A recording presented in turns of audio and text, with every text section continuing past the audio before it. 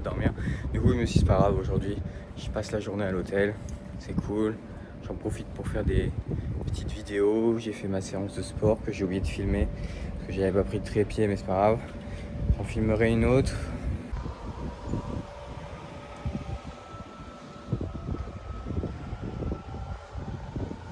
Là, il y a cet endroit qui est incroyable à se poser. Encore 5-6 jours ici. Après, ça sera Luxor. Donc Luxor, ça sera moins fun, entre guillemets, mais ça sera plus intéressant. Parce que là, le fun ici, c'est de se baigner, c'est de nager avec les dauphins, c'est de faire de la plongée. Le Luxor, c'est plus intellectuel, plus culturel. Bien que je vais terminer le voyage à Luxor en faisant la montgolfière au-dessus de la vallée des rois. Donc ça, c'est exceptionnel. Et je viens de remarquer aussi que Hurghada, ce n'est pas qu'une station balnéaire. Il n'y a pas que la mer Rouge à voir. Je ne sais pas encore comment je peux m'organiser. Que ma chambre a été nettoyée nickel. Pour vous faire un petit room tour assez rapide, vous parler de ma journée. Du coup, voilà, ça c'est mon lit. Donc vraiment un lit super confortable. Il y a la clim, mais que j'ai coupé pour l'occasion de la vidéo, comme ça on n'écoute pas trop le bruit de la clim, parce que c'est vrai que et je retournerai à Hurghada, je pense, ça sera pas la dernière fois que je viendrai à Hurghada, mais pas dans cet hôtel, parce que cet hôtel, il est en face du canal de Suez, et donc il n'y a pas vraiment de plage, et donc je suis constamment obligé de me déplacer en voiture pour aller à des plages et sur les îles, etc. Donc ça me revient pas si cher que ça, mais c'est quand même plus pratique, plus kiffant de genre juste sortir de l'hôtel et d'aller à la plage à pied. Genre c'est beaucoup mieux que d'y aller tout le temps en voiture. Après ça va, j'ai une belle peau. Donc normalement moi je devrais pas griller, mais c'est vraiment pas à reproduire. J'ai un peu pris coup de soleil. Genre par là. Un peu, mais ça se voit pas trop. Genre c'est assez léger, je pense que c'est pas des gros coups de soleil. J'en ai même eu un sur le nez, alors ça m'a choqué. J'ai jamais eu un truc sur le nez. Quand je passe ma main dessus, ça me fait pas du tout mal. C'est vraiment comme si j'en avais pas, mais pourtant je vois qu'il est rouge. Ça se voit même un peu à la caméra. Et du coup, je sais pas. Vraiment, si l'indice UV est à 11, parce que là, ici, il y a des indices UV 11 et même 12, je crois, j'avais vu passer. Donc c'est là, oui, même ma peau ne peut pas être habituée à ça. Après, c'est vrai que l'indice UV ici, mon corps n'a jamais connu ça. Voilà. Aujourd'hui, j'ai fait Dolphin House, donc c'est un endroit où il y a vraiment beaucoup de dauphins. J'en ai vu 7 quand même au total.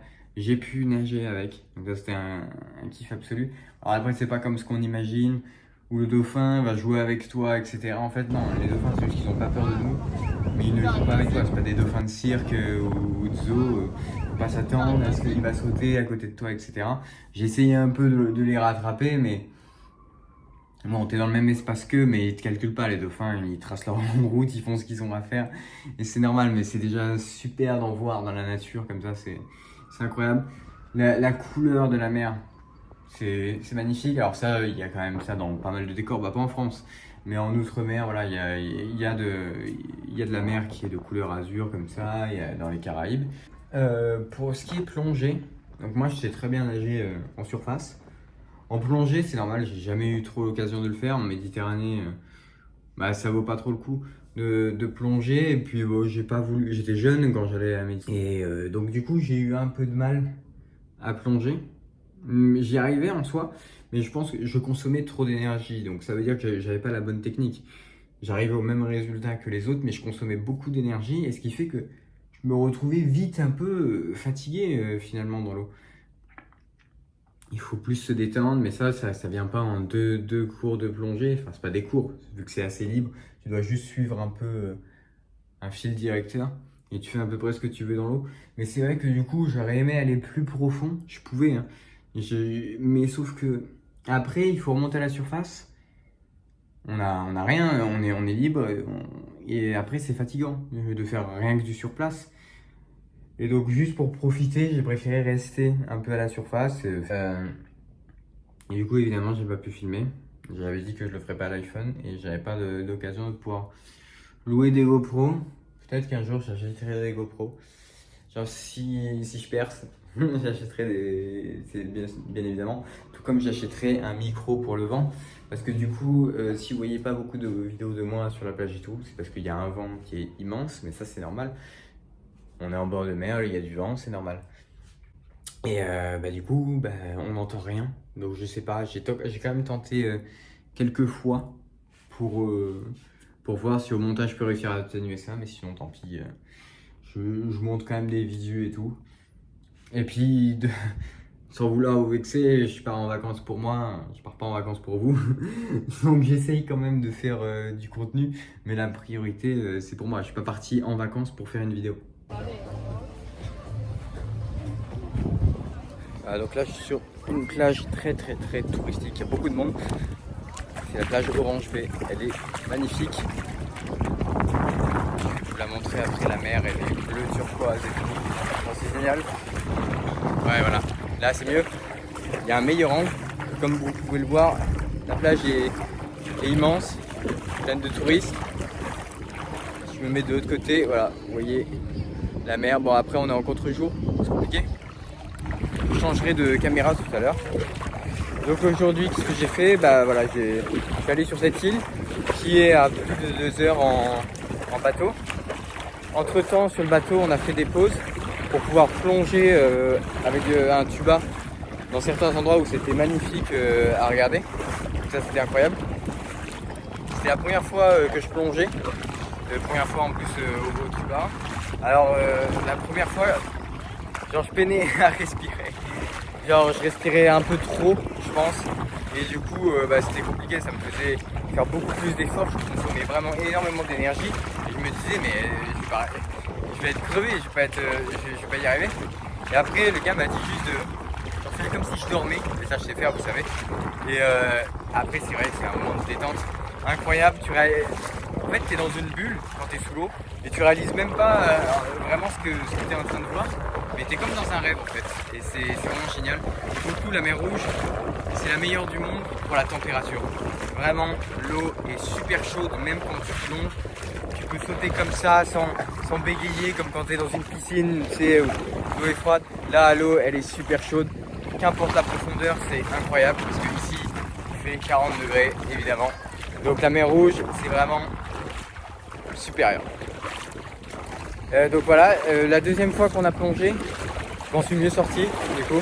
Et c'est pour ça que là, vu que c'est que le premier jour, je vais en faire d'autres pour pouvoir maintenant être à fond. J'aimerais aussi plonger plus profond. Parce que pour l'instant là j'ai juste un peu regardé sous l'eau quoi. Donc ça on verra pour les prochains jours. Il faudra aussi que je teste la plongée avec bouteille d'oxygène. Et voilà, mais là je suis dans un petit endroit de paradis, il y a les montagnes derrière, il y a l'eau, c'est vraiment incroyable. Tranquille pour le petit dernier jour. J'aurais fait en tout 3 séances de sport sur les 7 jours où j'étais à Hurghada. Les autres jours j'avais des activités. Puis il faut savoir que la salle ici ferme à 18h.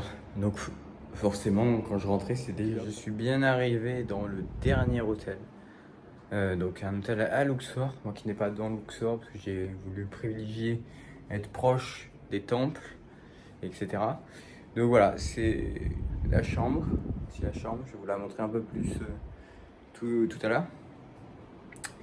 J'ai eu une petite galère en fait quand je suis arrivé. Bon, normalement ceux qui avaient vu mes stories le savent déjà, mais en gros quand je suis arrivé, donc le chauffeur me dépose et je toque, c'est fermé. Et genre je vois tous les blocs de clim et tout, genre il n'y a rien qui tourne. Tout laissait sembler que c'était à l'abandon, que c'était fermé. Alors là moi je comprends pas, là je me dis c'est bizarre, je réserve ça sur Booking, il y a 5 étoiles sur l'hôtel, qu'est-ce qui se passe? Et le gars me dit qu'il est obligé de partir, parce que il est obligé de faire sa vie, il faut qu'il retourne à Hurghada, c'est à 400 km d'ici, c'est à 4 heures, il faut qu'il reparte quoi, il peut pas m'attendre. Donc je dis ouais goodbye. Et là du coup je suis là pendant une demi-heure à réfléchir à qu'est-ce que je fais. J'envoie des messages sur WhatsApp du numéro WhatsApp de l'hôtel, aucune réponse, j'appelle, rien. Je me dis waouh, qu'est-ce qui se passe? Et surtout que je suis loin de tout, comme je vous l'ai précisé, je suis pas dans Luxor, dans la vie et tout, donc il y a rien. Et là, à ce moment-là, je me dis, Ça y est, je suis dans l'inconnu, je sais pas quoi faire. Bah ça va, j'avais la batterie externe, donc j'avais pas peur de tomber sans batterie de téléphone et tout. Mais du coup, je me disais, bah alors il faut que je fasse quoi? Imaginons, voilà, c'est foutu ici. Bah, je pense que c'est trop juste pour essayer de trouver un autre hôtel. Donc, faut que j'aille au plus vite à l'aéroport de Luxor. Je rentre au Caire, je trouve un logement au Caire, je sais pas. Et puis j'attends patiemment. On voit, enfin, je sais pas. Il fallait réfléchir de l'instant T et c'était assez difficile de prendre une bonne décision. C'était clairement une galère. Et fort heureusement, au bout de à peu près 40 minutes, il arrive. On m'ouvre la porte de l'hôtel. En fait, du coup, je comprends qu'il était parti à la prière et que lui, il est tout seul dans l'hôtel. Donc, c'est lui qui gère tout seul tout l'hôtel. Et du coup, bah, il n'y a pas de réception 24 heures sur 24. Et donc voilà, bah, j'ai eu peur. Et finalement, bah, comme vous le voyez, la chambre est bien. Donc voilà, il n'y a pas de problème. Il y a même une play en bas. Enfin, il y a tout ce qu'il faut, c'est cool. Maintenant, j'ai plus qu'à organiser comment je fais pour faire le maximum de temples et tout dans Luxor. Parce que ça, c'est compliqué en vrai. Il y en a tellement que je pourrais pas tous les faire. Mais voilà, je vais essayer d'en faire un maximum. Aujourd'hui, évidemment, je ne fais rien parce que bah, je viens d'arriver, c'est trop tard. Mais à partir de demain, là, ça va être complet. Je vais faire que ça et faire un maximum de choses. Voilà, je suis dans la vallée des rois. Il y a beaucoup de monde, c'est très touristique. J'ai quand même pu voir certaines tombes seul. Mais c'est vrai que c'est assez compliqué quand même. Difficile de pouvoir se recueillir. Mais bon, on est obligé de faire avec. C'est normal. C'est très important ici. Déçu de ne pas avoir fait la tombe de Ramsès II qui est fermée. Il doit y avoir des risques d'éboulement, enfin je n'ai pas bien compris vu que je parle pas anglais. Et là je vais visiter une dernière tombe. Et voilà, j'aurais fait celle de Toutankhamon, de Ramsès 5 et 6 qui sont vraiment très très belles. Et celle de Ramsès 1. Et là j'en fais une dernière. Je voulais faire Seti, mais c'était un extra et du coup flemme de retourner au truc de ticket pour en racheter.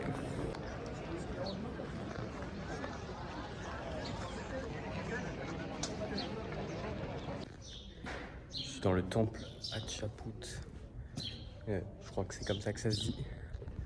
Il surplombe tout Luxor, toute la vallée. C'est splendide. Je continue ma visite.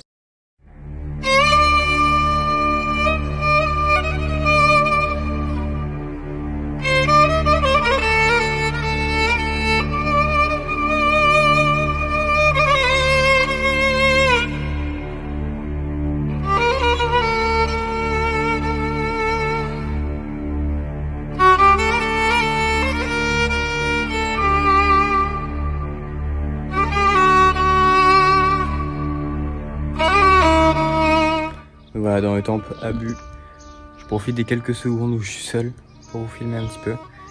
C'est vraiment magnifique, à l'intérieur il y a beaucoup de couleurs, je vais vous mettre des photos. Les hiéroglyphes sont vraiment bien entretenus, c'est la couleur qui est impressionnante qu'elle soit réussie à être gardée. C'est vraiment fort. Et ce qui est marrant, c'est qu'il y a beaucoup de pigeons, je sais pas si vous les voyez. Et vu qu'il y a souvent le symbole de Horus qui est représenté par un oiseau, c'est assez fou que dans un climat aussi désertique, il y ait des pigeons. Moi, j'y vois comme un signe.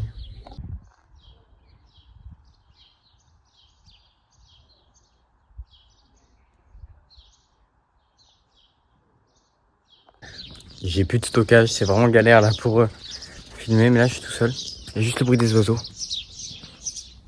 En plus, comme je dis, il y a beaucoup de représentations de Horus.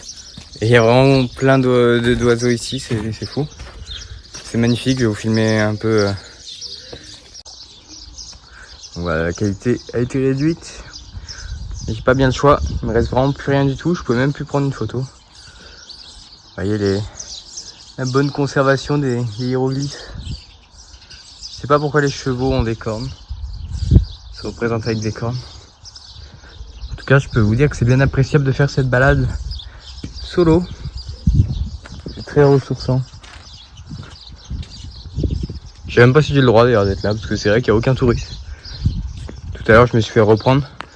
J'étais allé dans un endroit où j'avais pas le droit, j'ai écouté un hey. Mais bon. Donc là, on est dans le temple Abu de Ramsès III. Si je me trompe pas, je corrigerai au montage. Voilà, je continue la visite. C'est très calme, c'est super apaisant. Le bruit des oiseaux. Je pas trop quoi vous dire d'autre. En même temps, je suis pas non plus un expert, donc je peux pas vous dire telle chose, c'est telle chose. Mais en tout cas, je suis très content de ce temple. J'ai fait la vallée des rois juste avant. J'ai bien aimé, évidemment, mais sauf que c'était blindé de touristes. Et c'est vrai que j'ai pas pu avoir ce moment que là j'ai et que je savoure vraiment complètement, parce que moi j'aime ça. Quand il y a des touristes, bon bah j'en suis un aussi. Mais c'est vrai que l'expérience est beaucoup moins sensationnelle. Là, je suis seul avec les oiseaux. Je pouvais pas rêver mieux. J'ai même pas pris de guide justement pour cette sensation-là. En plus, il y a un silence qui est... C'est très apaisant. Très content de cette visite. Je vais sûrement faire aussi le temple de Séti. C'était quand même le père de Ramsès II. Et vu que dans mon livre, on parle beaucoup de Séti, j'ai bien envie de faire son temple. Vous voyez, là c'est les murs extérieurs. L'intérieur, je vous l'ai assez montré tout à l'heure. Enfin, vite fait, parce que forcément, j'attends les moments où il n'y a personne à l'intérieur. Et là, c'est vrai que les gens doivent pas savoir qu'on a la possibilité de faire le tour de l'extérieur. Et du coup, c'est vraiment cool. Profiter de ce genre d'instant. Là, je rentre tout doucement.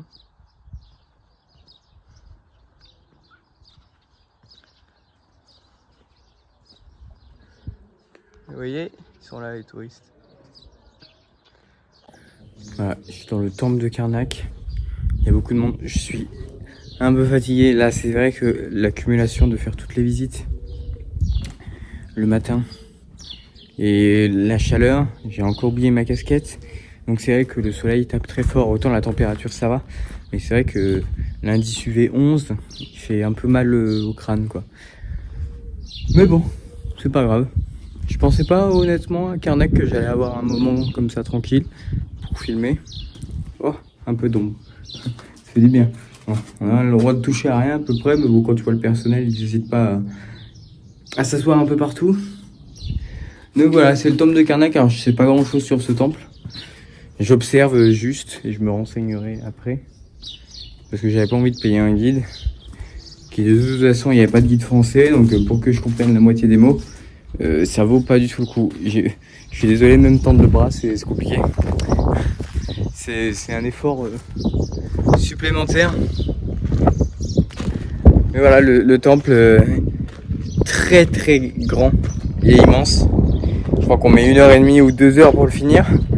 Et les piliers mais sont vraiment impressionnants, c'est les plus gros que j'ai vus. Je montre un petit peu, donc là c'est la suite. Il y a vraiment de quoi se perdre un peu dans le temple. Enfin, de toute façon on trouve rapidement la sortie. Mais se perdre dans le sens où on peut louper et passer à côté de certaines choses. Donc voilà, je vais être très méticuleux. Et voilà. Donc voilà, bon, j'avoue que je suis un peu perdu, c'est vrai. Là, je vais faire un peu demi-tour, venir sur mes pas. J'ai fait toute l'aile gauche, donc sur le retour, je compte faire aussi l'aile gauche, mais qui du coup sera l'aile droite quand. Bref, vous avez compris. En tout cas, c'est sûr que s'il y a bien une chose que je pourrais pas vous dire, c'est que les Égyptiens sont sympas. Hein. Franchement, c'est pas du tout le cas. Chaque fois, ils te proposent un service. Tu apprends maintenant avec l'expérience que ça fait 3 semaines que tu es ici à refuser si t'es pas prêt à donner quelque chose. Du coup, quand tu refuses, ils te disent clairement d'aller te faire foutre. Je comprends pas la langue, mais ça veut clairement dire ce que ça veut dire et ils sont bons. Ils exigent ça pour que je tombe sur quelqu'un de sympa qui m'a ouvert une porte. J'avais bien prévenu avant que j'avais pas de monnaie. Parce qu'en plus, c'est la vérité. J'ai pas de monnaie, donc bon, au bout d'un moment, c'est pas que je veux pas, mais il y a des distributeurs à 20 km, il y en a pas là, donc bon. Ouais, bon bah voilà. Donc faut pas faire évidemment des généralités, mais la grande majorité, c'est vrai que je pense que j'ai bientôt fini. Parce que vraiment l'aile gauche était plus grande encore. Je m'attendais pas. Entre le bassin et là les statues et tout, vous voyez derrière. Donc c'est vraiment super cool. En plus, il n'y a vraiment pas beaucoup de monde, ce qui me répète là-dessus, mais c'est vachement plus appréciable. Bon, c'est grave. Voilà, je suis sur la dernière branche du temple de Karnak. J'ai enfin terminé. C'était très impressionnant. C'est difficile de tout assimiler. On voit tellement de choses en très peu de temps, finalement, en 1h30. Et surtout qu'avant, j'ai fait quand même le temple Abou et encore avant, je fais la vallée des rois.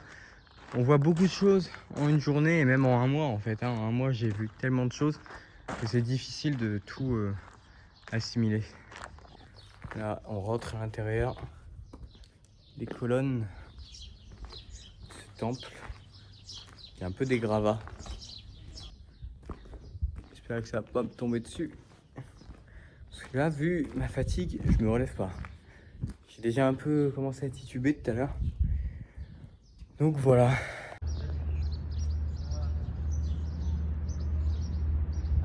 Et voilà, là je suis dans le temple de Luxor. Je sais plus où j'en suis dans les vidéos et tout. Mais voilà, je viens de le finir. C'était exceptionnel, j'ai bien aimé. Est-ce que je l'ai préféré à Karnak? Peut-être, parce qu'il est un peu plus petit, largement plus petit même. Et du coup, on a plus l'occasion de s'approprier vraiment la chose. Bon, certains qui avaient reçu un de mes snaps savent pourquoi je dis que on peut vraiment s'approprier quelque chose. Mais alors là, je l'ai envoyé vraiment à quelques personnes, hein, parce que j'ai un peu honte quand même. Mais sinon, ouais, vraiment cool. C'est, je pense que c'est mon temple préféré, ouais, le temple de Luxor. Il est vraiment... on arrive à se projeter dedans.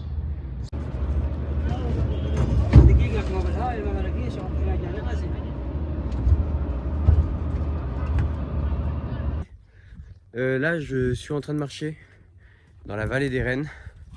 Pour l'instant, je vois personne. Ça peut être assez appréciable.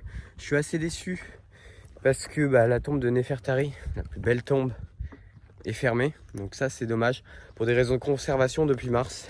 J'ai juste vu un groupe de Français, enfin 2 Français avec un guide du coup qui parlait français. J'ai pu écouter un peu et avoir un peu plus d'explications sur pourquoi la tombe de Néfertari est fermée. C'est pour des raisons de conservation. Évidemment, parce qu'à force que les touristes viennent, ça dégrade les peintures et tout. Enfin bon, c'est compréhensible. C'est normal. Et je discutais un peu du mystère de la tombe de Cléopâtre, qui n'est forcément pas ici, vu qu'elle a jamais vécu ici, mais qui serait peut-être Alexandrie, mais ils l'ont toujours pas trouvé. Donc c'est assez fou. Du coup, je vois 3 tombes. C'est quand même très joli malgré tout. C'est ici, je trouve, que les couleurs sont le mieux conservées. D'ailleurs, tout est vitré ici dans la vallée des Reines. Toutes les tombes sont vitrées. Pour ce genre de raison, pour que les peintures soient nickel. Et c'est vrai qu'il y a beaucoup plus de couleurs dans la vallée des Reines que dans la vallée des Rois. Il y a beaucoup plus de bleu. Vraiment.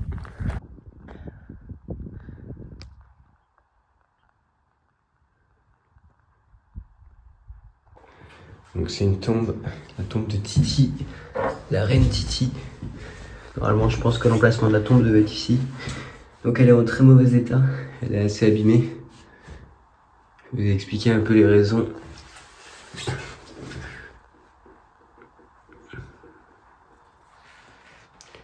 Mais on arrive quand même à distinguer, puis ce qui reste, les couleurs sont encore bien conservées. Mais du coup c'est normal qu'ils ont tout vitré pour éviter de limiter encore un peu plus la casse.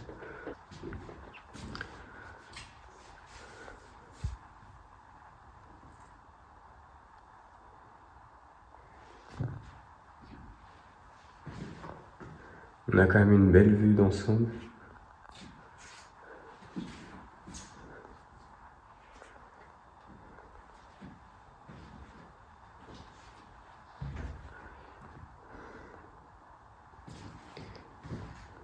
C'est peut-être ici. Ici c'est pas vitré, mais c'est barricadé. On n'a pas trop le droit d'y accéder. C'est pas très agréable pour moi ici, parce que forcément, regardez la taille du... J'ai oublié d'être un peu penché, ça me fait mal au dos. Et là on voit Horus, l'autre c'est celui des scribes, j'ai plus son nom. Là il y a Anubis. Je vais aussi faire la vallée des nobles, qui a l'air d'être une très belle vallée, donc évidemment ça n'a pas la même importance que la vallée des rois et la vallée des reines. Mais il y a des belles tombes de certains grands nobles. Et donc voilà, ça vaut le coup. Et je vais faire aussi la vallée des artisans.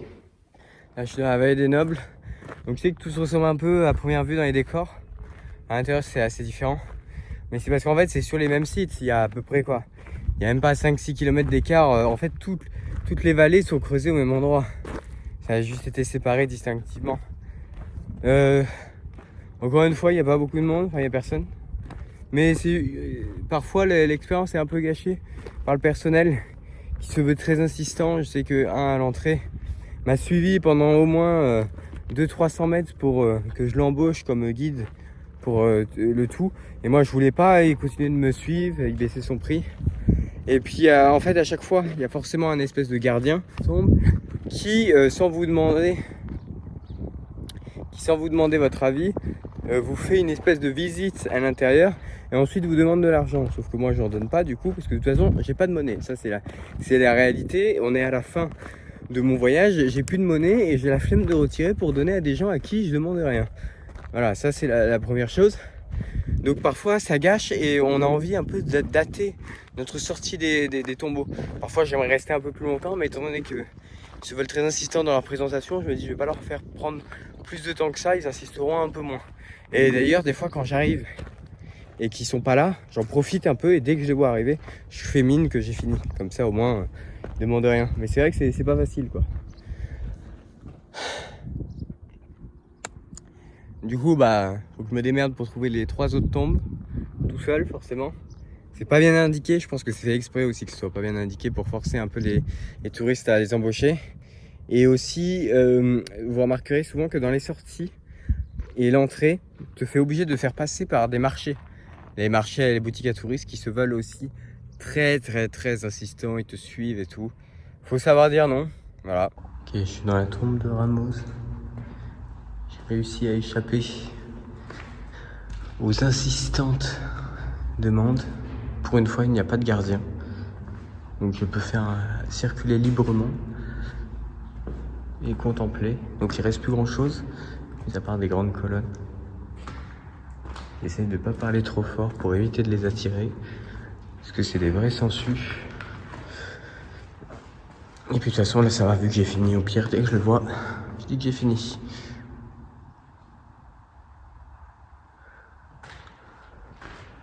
Donc c'est la tombe de Ramos, un noble, parce qu'on est dans la vallée des nobles ici. J'ai fini la montgolfière, donc c'était vraiment bien, j'ai pas eu peur, hein. Je suis rentré directement comme ça, il n'y a pas d'appréhension, d'ailleurs personne a peur. En fait je pense que si vous n'avez pas le vertige ça ne pose pas de problème, mais si vous avez le vertige à mon avis ça peut être très compliqué pour vous, parce qu'une fois que vous êtes en haut, c'est vrai que, surtout quand on est grand, on peut se pencher dans la montgolfière et on peut voir vraiment le bas.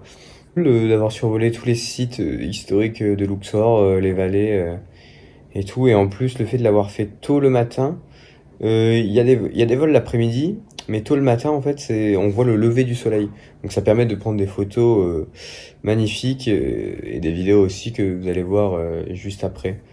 Donc voilà, c'était très inspirant, ça donnait l'impression d'être dans un rêve quand vous rêvez que vous êtes en train de voler. Et donc ça, c'était vraiment très cool. Je rêvais de l'Égypte plus jeune, et l'Égypte m'a fait rêver, à une période où je ne pensais plus que cela pouvait arriver. Explorer le monde, n'est-ce pas notre seule mission ?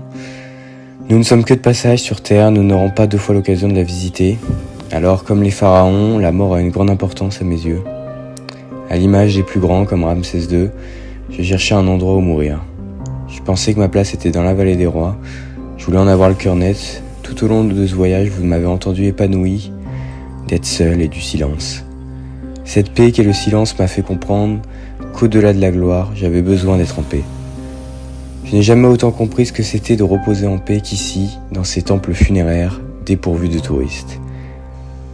Quand je lisais 2 chapitres sur Ramsès, le lendemain, je me retrouvais au même endroit que lui et Séti, son père. Marcher sur leurs pas, toucher ce qu'ils ont touché, 3000 ans plus tard, quelle chance. Où peuvent-ils être désormais ? Tout cela paraît tellement loin. Être allé dans ces terres, uniques au monde, est ce dont j'avais besoin dans mon exploration. Une partie de moi est restée là-bas, le temps nous consume au fil des jours, et j'ai comme déjà un pied dans les pyramides. Si cela devait être mon dernier voyage, c'est bien ici que je serais allé pour terminer dans le silence du temps.